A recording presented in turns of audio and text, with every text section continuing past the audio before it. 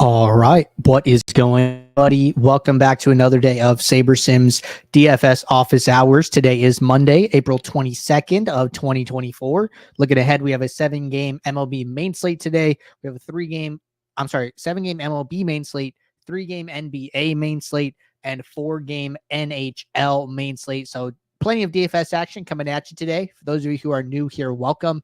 My name is Andrew. I'm one of the coaches over here at SaberSim. This is a show where we go over how to use the SaberSim app, answer any and all DFS related questions. You get your questions in one of three ways here. First off, send us an email, support@sabersim.com. Second, post it live in the YouTube chat.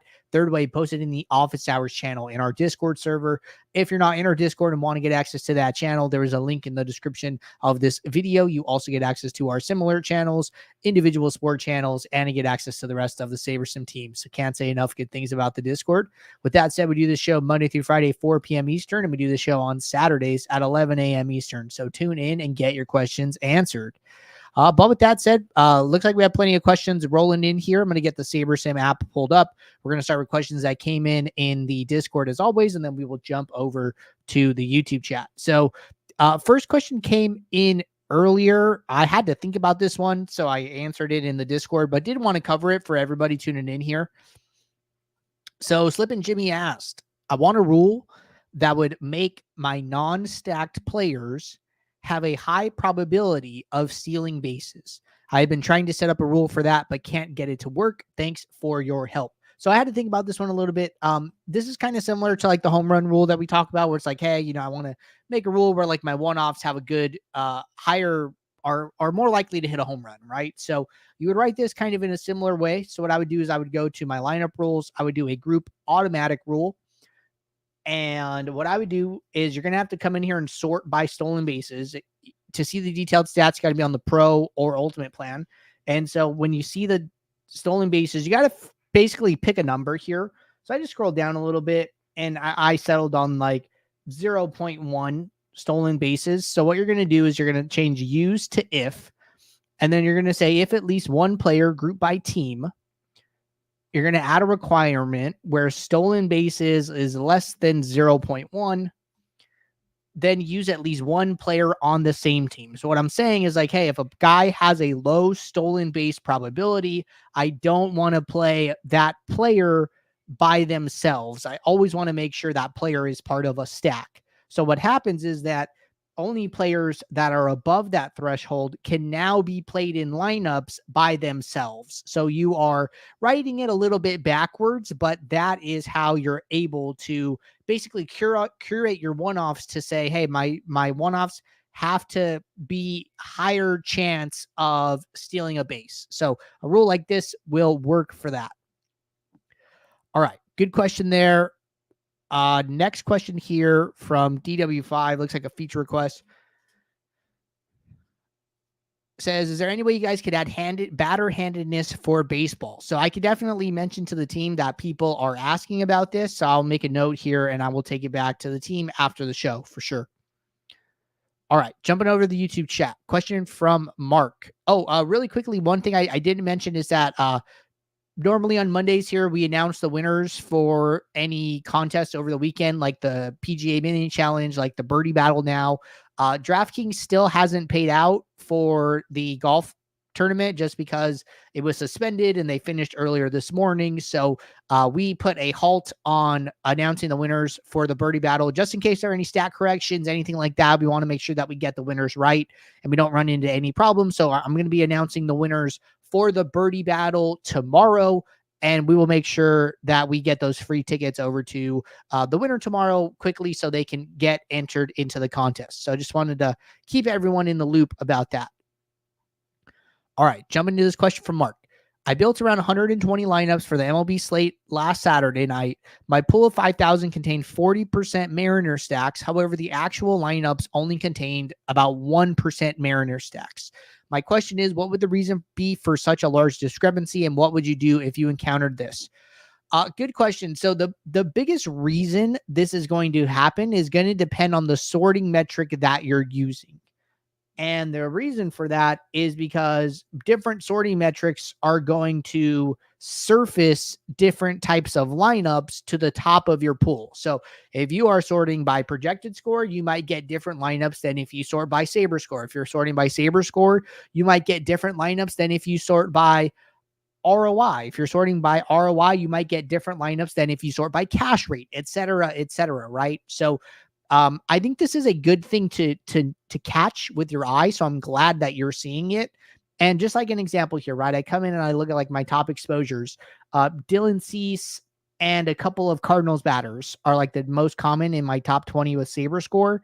Well, let's see what happens like if I go over to just regular projection. So when I go to projection, C stays, but those Cardinals batters go away, and we get a bunch of San Diego batters, right? Playing in Coors makes a lot of sense, but SaberScore doesn't like this, right? So depending on your sorting metric, you can see how those exposures will adjust. So that's the biggest reason it's happening. Now, I think it's good that you're paying attention to this, and I think that, you could probably make some adjustments to your exposures based on this information, right? So say I came in here, let's just try and find something, right?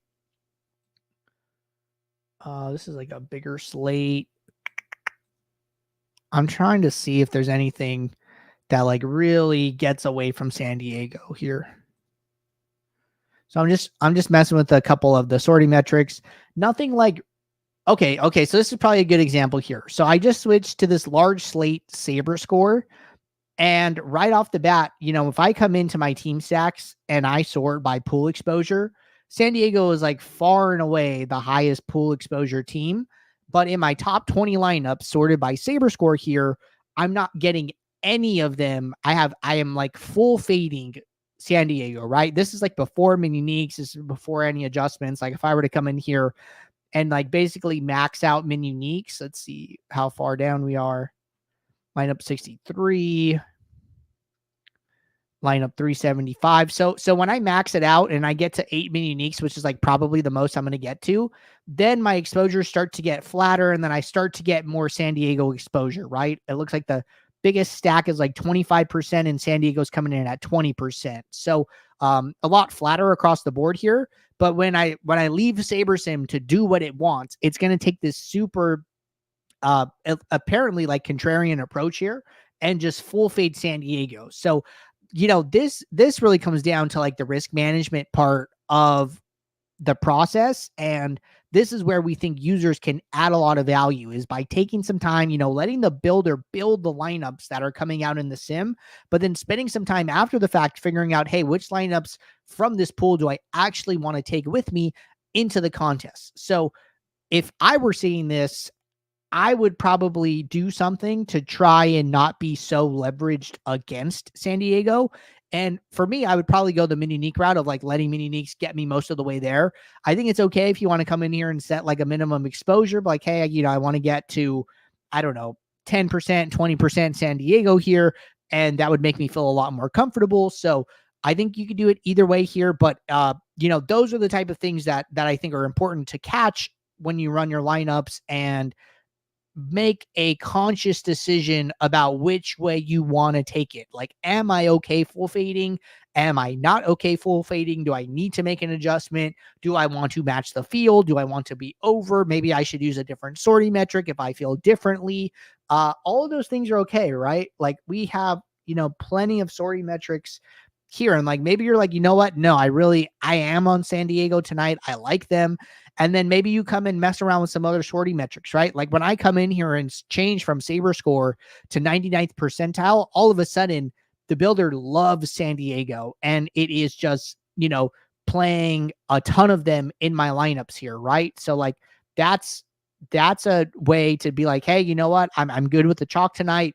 Let me have them. I'm gonna ride with them, and then go with it from there, right? So there's definitely times where changing your sorting metric can help you to get to more lineups that match your approach to the slate. All right, Jay said, should we cap hitters in MLB instead of having the max at 100%? Honestly, if you're asking yourself this question, then the answer is probably yes, right? It kind of goes back to the risk management thing. Like, hey, am I okay having 100% exposure to, Fernando Tatis or Xander Bogaerts? Or, is that just like something I would never want to do?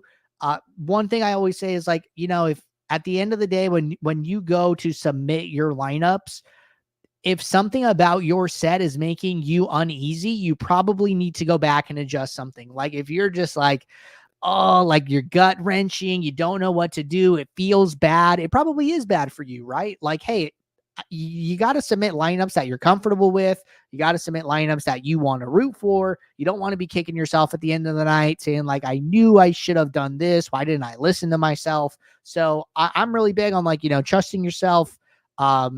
If it doesn't work out, there's no one else you can blame other than yourself, because you listen to yourself and then you make adjustments and you move on to the next one. But I think it's okay. Like if you're like, hey, 100% batter exposure is just not for me, then, hey, there's your answer right there. All right. Fausto said best metric to sort by for medium stakes single entry. So two answers here. If you have access to contest sims, I would sort by that specific contest sim's risk adjusted ROI, right? So if you're coming in here setting up your contest for a medium stake single entry, if it's like, the $44 on DraftKings or something like that, you could always do it from the contest screen, right? If I go into like all contests, and then there's this $44 wood bat leaderboard special, medium stake single entry field lineups, great. When you come into your build, you run it. And then, once lineups are built, you run your contest sim. Like, hey, use that specific contest sim, and then go and switch to that contest risk adjusted ROI. Now, if you don't have contest sims, use SaberScore. SaberScore is going to be great, right? The percentiles are really good as well, right? So SaberScore is taking into account projected score, lineup upside, and ownership. And then the percentiles are like only taking into account upside, right? So it depends what you're looking for. But if you have contest sims, I would use that specific contest and then use the risk adjusted ROI for the contest in question here. So that would be my suggestion. All right. Joshua said, when building out several lineups, how do you save one lineup to favorites without saving all the lineups for that set? So what you would do is like, say, I'm scrolling through here and, I really like this like fifth lineup. So what I would do is I would lock the lineup, and then I would make sure I have any filters turned off. So if I was filtering to like find a specific combination, I would turn the filters off. So like if I'm filtered for Dylan Cease, he'll show green, but then you could also click this filter icon and it'll show you all the active filters you have. So turn off the filters. You have your locked lineup. What I would do is change my lineups to 1. It's going to prioritize the locked lineup, favorite the lineup, and then unlock the lineup now, and then go back to however many lineups you were looking at before. But that is how to get. And then if I go over here and I see that now I only have 1 lineup in my favorites. So that is how I would do that.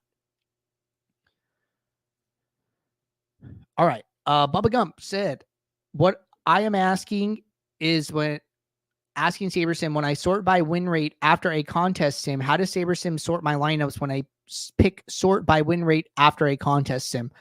So what happens here, right, is based on the contest sim information that we get. So what we are doing, you can come in here to your contest sim settings and see this, is that we are taking this contest size, we are taking the payout structure from the contest that we have the data for, and then we are playing out this contest 100,000 times.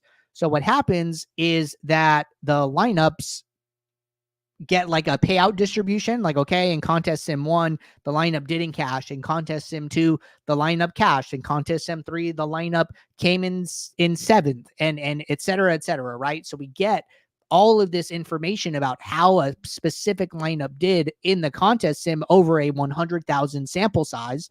And then we return that information to you in the form of a percentage. So if I scroll down here and we see that this top lineup had a win rate of 0.24%, well, that means that, hey, this lineup in 0.25% of the 100,000 contest sims, it actually won the contest this many times. So 1% is of 100,000 is 1,000. So basically this lineup won about 240 times out of the 100,000 times that we ran the contest. And then now that this percentage is here for every single lineup that we have, when I go and I sort by win rate, it's going to show you the lineup that won the contest the most times, and then the second most, third most, etc. here, right? So it is specifically looking at that one metric and then providing you the highest to lowest in descending order. So that's what's happening there. And then that goes for basically all the metrics here, right? All of these are highest to lowest as long as this arrow is pointing down. And then if the arrow is pointing up, it would be lowest to highest. So this arrow points down by default because most of these are all bigger number is better. All right. Looks like that was the last question here in the YouTube chat. Looks like we're also caught up here in the Discord. So appreciate you guys tuning in. I will be right back here tomorrow, Tuesday, 4 p.m. Eastern for our next show. So until then, everybody take care. Good luck. I'll see you all. Thanks. Bye.